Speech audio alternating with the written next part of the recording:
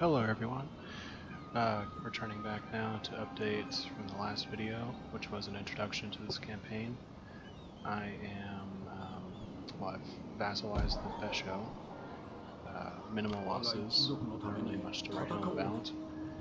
I wanted to update on a few more things about this campaign that I neglected to mention last time. I'm going to be operating on very high taxes, so I'll be having lots of rebellions throughout this campaign. Some of them might be tedious, so again I'll make a judgment call whether I want to be recording every single battle. But another development that I neglected to mention was it's really important to maximize every advantage that as a human player that you have over the AI. And one area I think I do have an advantage is generals, being able to maximize the effectiveness of a general in the battle using fear effects or stand your ground or inspire or any type of flanking that I do with cavalry. Those are things that most AI are either inept at or it's beyond its programming. Another aspect of this campaign is trying to min-max where I can. I'm not too hardcore on this, but utilizing agents. And so looking at our one ninja that we start out with, Chisato, he's already ranked 2. I got him the 5% critical success chance. The reason why I'm not going straight assassin with this particular agent is I want this agent to be a jack of all trades, and that's especially useful here in the beginning when I need him to sabotage an army or sabotage a building or a gate. And so I think it's much more useful the first ninja to be more all around than one particular specialization. Now, let's see if I can stack retainers. There's a 3% success chance. I'm not sure if there's another one. I'll have to look into that more. In terms of the skill tree, I want to aim for the 70% agent cost reduction. I think that's a really powerful skill. And then also the Hattori's Killer, which adds more some critical success chance. That I think stacks with what I have so far. And I think the Hattori Iga clan, they start out with like a 2% buff. So I already have a plus 2% on top of what I've already got with the retainer. I think it's not calculating into this, but I think there's a plus 2% check. Yeah, plus 2% chance of ninja action, so it's 7% technically. So my next plan here, I've exhausted all the movements of my generals. I'm going to have Takatoshi go back to Kyoto to restock on some more troops. I'm thinking about taking him northward towards the Ikuiki to sort of keep the tide back, because in a couple of turns everyone's going to be converging on us, and taking out one less stack might help us in the end here. And also maybe do a couple more vassals to get a little more income before we start going into the red. Because if you haven't watched Balloon's campaign yet, I'm going to have to lose Iga, lose Kyoto, and Setsu to make Bizen my capital, which has the weaponsmith. And retaking them might be a little bit of a challenge, but I think it's doable. So in the meantime, I'm trying to maximize as much income as I can to give us a buffer for when we go into the red temporarily. It's only when you lose everything that you can gain everything, as I think Tyler Durden said in Fight Club. So let's see. One other aspect I neglected to mention was Metsuke. Now, when I first took Kyoto, I repaired the citadel, and I also proceeded to build a market as well as upgrading the magistrate. That's important because all monks in this that are recruited in this city come with a +2 rank. So that's an extra 2 levels there that I don't have to grind to get in the beginning, and that's really beneficial. And so we'll have our first Mensuke next turn, and we'll hopefully get another one once this market's built here in Setsu. Now, in 2 turns, we'll have a rebel army spawn here, and so I'm going to have to use my ninja to sabotage that rebel army for 1 more turn, so I can get that second Mensuke.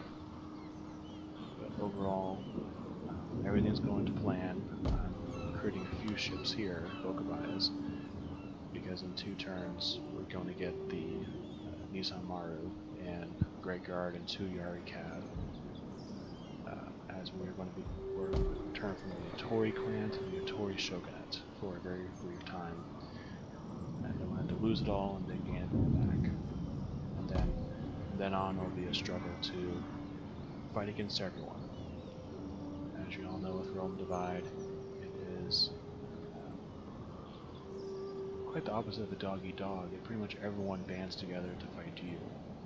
So we don't have the advantage of having other clans fighting each other as much. So before I end here this turn, I just want to talk a little bit about the story that I have in my head for this campaign, because I think storyboarding during a campaign helps keep things fresh. It gives personality to the characters that we're playing with here, the generals, the daimyo. And so my story with this campaign, the Iga, the ninja clan, the Hattori, using their cunning ninja techniques, stole the capital under the noses of everyone. A surprise attack, sneak attack, bypassing the main army of Kyoto and taking the city from within. And the video I'll post, the Battle of Kyoto, hopefully will be helpful to some of you in understanding the kind of sneakiness that I think the Hattori represent. And I think this campaign will have many opportunities to be sneaky and backstabbing. So Yasunaga is paving the way to Hattori domination. Unfortunately, I think our story will lead to him not completing the task, but paving the way for his son, Hattori Masanari, also known as Hattori Hanzo, to finish what his father has started. So we're paving the way here for Masanari as we get Bizen as our capital, and then move on to start the long grind of numerous stacks coming to destroy us. So thank you again for listening. Let's go ahead and end turn, and I will start again the next video with turn 4. Thank you, and good night.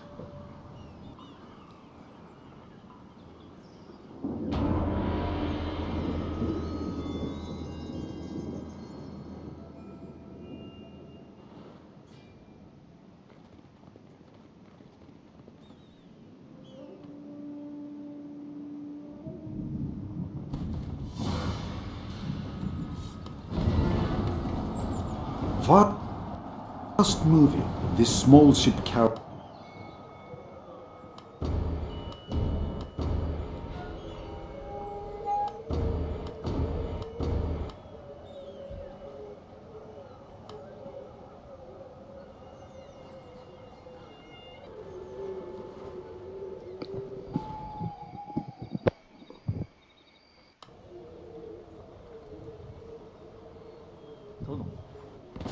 Alright.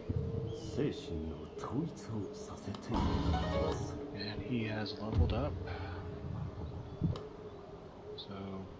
So for Chisato, again, like I said, I'm gonna aim for the minus 70% agent cost and also the more critical success chance. So I can continue to stack up critical success chance. So one here and one here.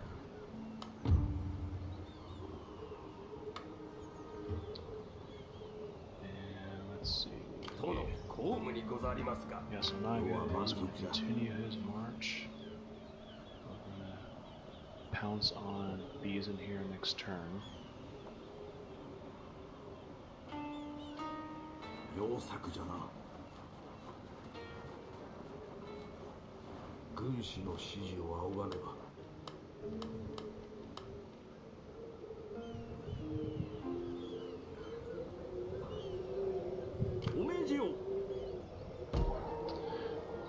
So I think I got everything covered here. Well, next turn. And I think the calm is about to end here, the calm before the storm. Get ready for some shit to go down. Oh, looks like the here on trades. Speak your pretty speech, but do not imagine for one moment that words alone will sway our opinions.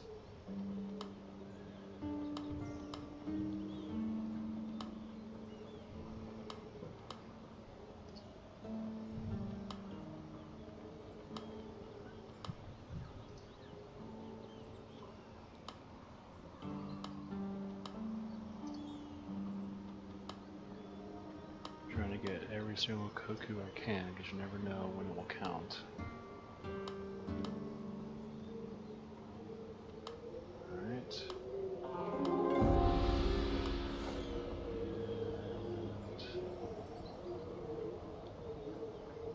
Looks like the Atomo I can't trade with him right now because I don't have enough capacity. So an extra 80 there.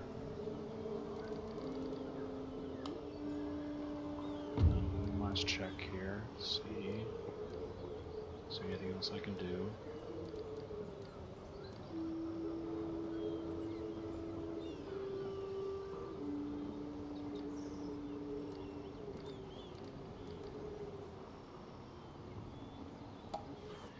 Now there's a trick with Welcome military indeed, access my honorable friend. that I don't What think shall we discuss many in the hope of mutual commented profit? on.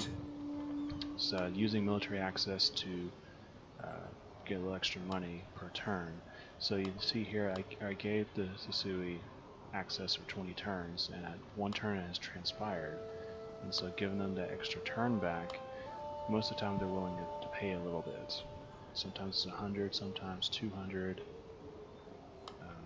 So let's just see here. Okay, it's at least 100.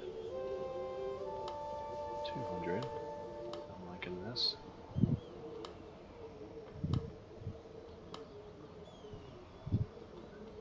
Okay, this is one of the benefits of being a human in a AI-dominated world. It's taking advantage of all the things that an ordinary human being would not be doing here in diplomacy, which is handing over valuable resources for one rather useless extra turn of military access.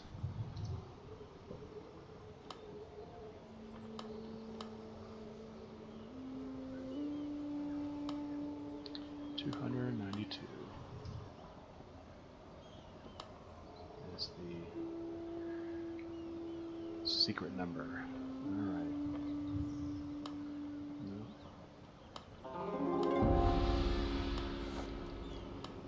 Okay, 19,000. Alright, we'll get 2,500 next turn. Could be getting 35, but I just really don't want to chance it. Because my luck sucks being with this one-on-one. Especially when we both have fire arrows. Alright. Let's go ahead and end the turn and have the onslaught of what's to come.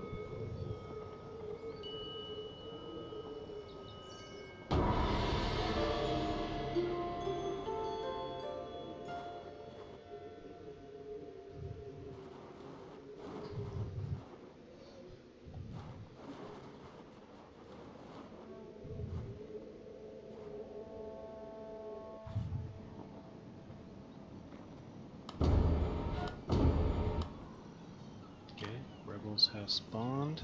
Oh, here's our Great Guard and Yari Cav. Oh, the Sakai got wrecked by the Eco. Yep, they're right there. So it looks like we might take them on right now. Just to give ourselves something to do.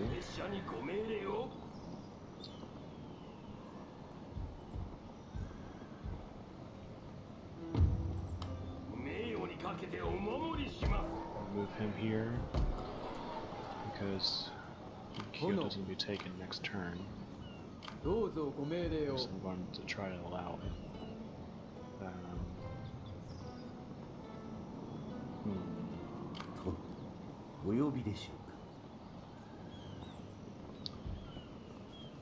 Let's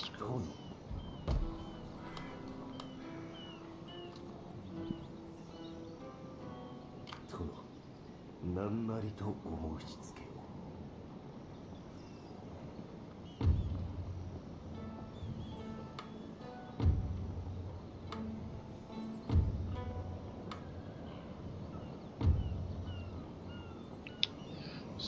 %. Let's see.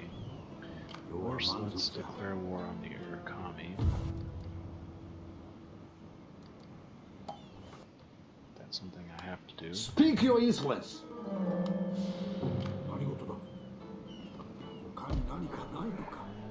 Nothing's garrisoned here. This will be rather easy battle. Now I'm going to have to fight this manually. By auto-resolve if the fort gets damaged. I have to spend an extra turn preparing before I can do any recruiting or anything. So we'll consider that later. Oh no.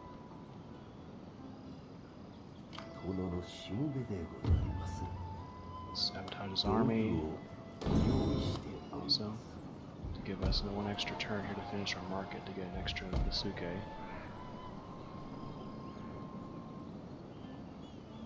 Well, it'll be only one rank Basuke versus the 2, because we won't be able. I could probably hold him for one more turn. I think I might do that. We'll see what next turn transpires.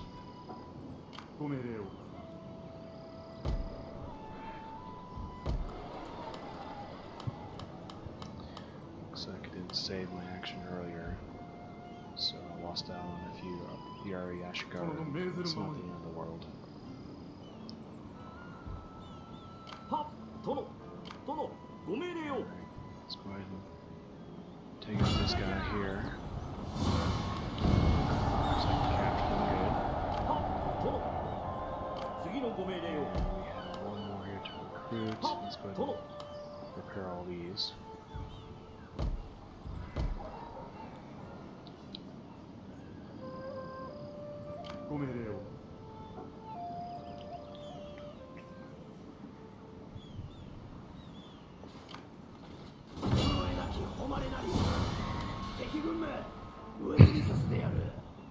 Okay.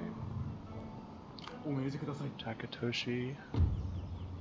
We're gonna have some fun here with the Eco.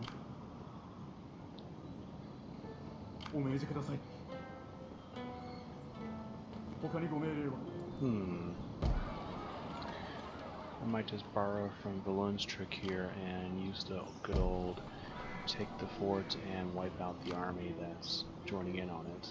There's a trick, or a little, some may call it a cheat, where if you attack a fort, or city, town, whatever you want to call it, and a reinforcing army joins in, if you capture the largely unguarded city center, then the morale of the entire opposing enemy, regardless of their numbers, regardless of the status of the fight, they immediately rout.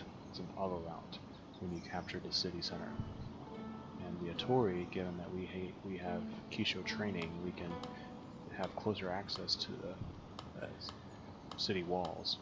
We're just kind of built for this kind of strategy of sneaking in and under the cover of darkness.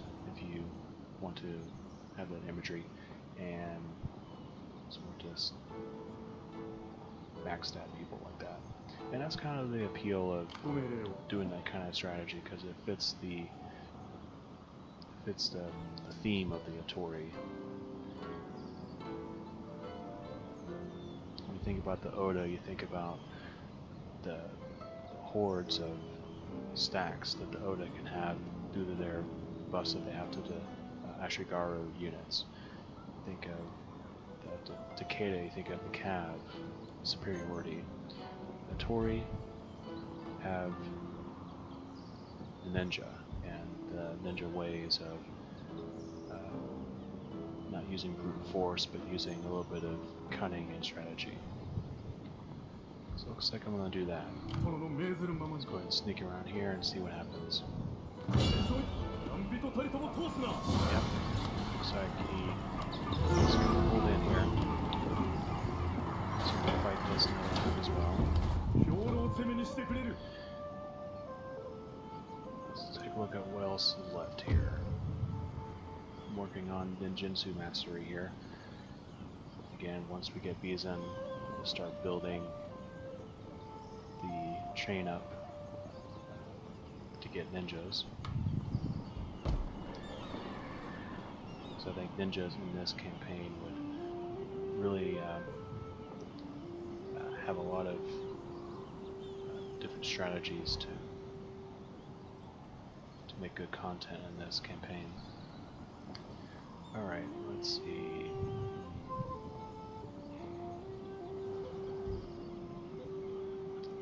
Again, I'm probably not going to show this fight since it's just Samurai Retainer. I'll probably just use my bow unit to whittle him down with no casualties to take the town undamaged. This one, however, I might show, just to show how broken this kind of chief is, especially with the Hattori.